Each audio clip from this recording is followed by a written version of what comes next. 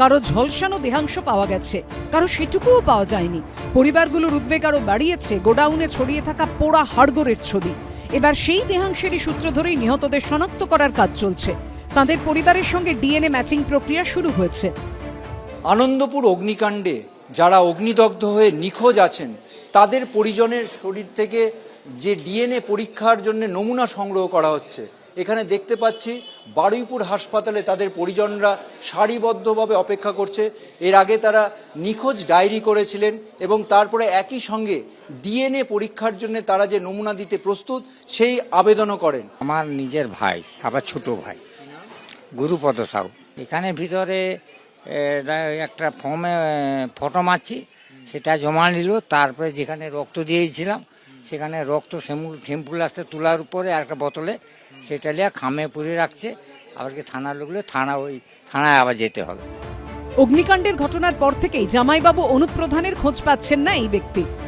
Missing diary করছি, কিছু ওরা সংগ্রহ করেছে থানা, আজকে ডিএনএ টেস্ট করবে, ডিএনএ টেস্টে এবারে যা হবে। সোম, মঙ্গল, বুধ 3 দিনই মৃত্যুপুরী এই গোডাউন থেকে উদ্ধার হয়েছে দেহাংশ, কিন্তু সেই দেহাংশের নমুনা সংগ্রহ নিয়েও প্রশ্ন উঠছে।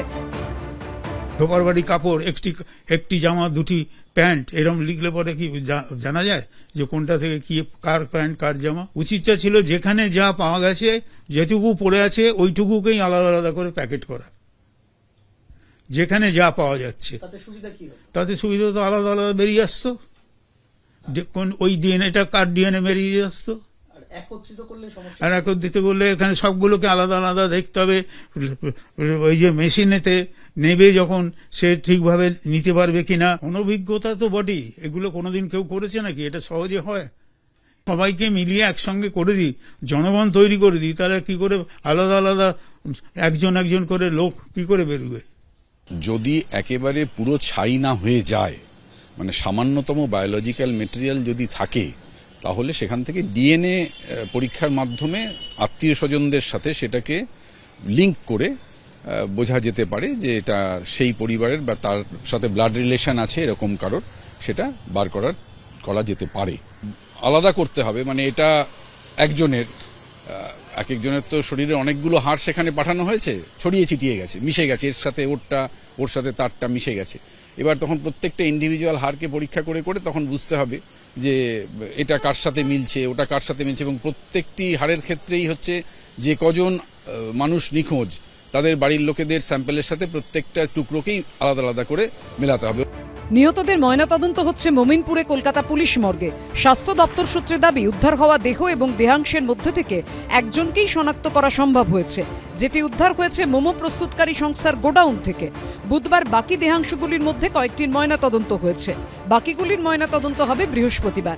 স্বাস্থ্য দপ্তর সূত্রে দাবি, অজ্ঞাত পরিচয় দেহাংশ হিসেবেই ময়নাতদন্ত হচ্ছে। ডিএনএ পরীক্ষা ছাড়া কার দেহ কোনটি বোঝা অসম্ভব। অন্যদিকে মোমিনপুর পুলিশ মর্গ থেকে উদ্ধার দেহাংশের নমুনা পাঠিয়ে দেওয়া হয়েছে স্টেট ফরেন্সিক ল্যাবে। ঝিলম করঞ্জাই, সন্দীপ সরকার ও অনির্বাণ বিশ্বাসের রিপোর্ট, এবিপি আনন্দ। এবিপি আনন্দ, এগিয়ে থাকে, এগিয়ে রাখে।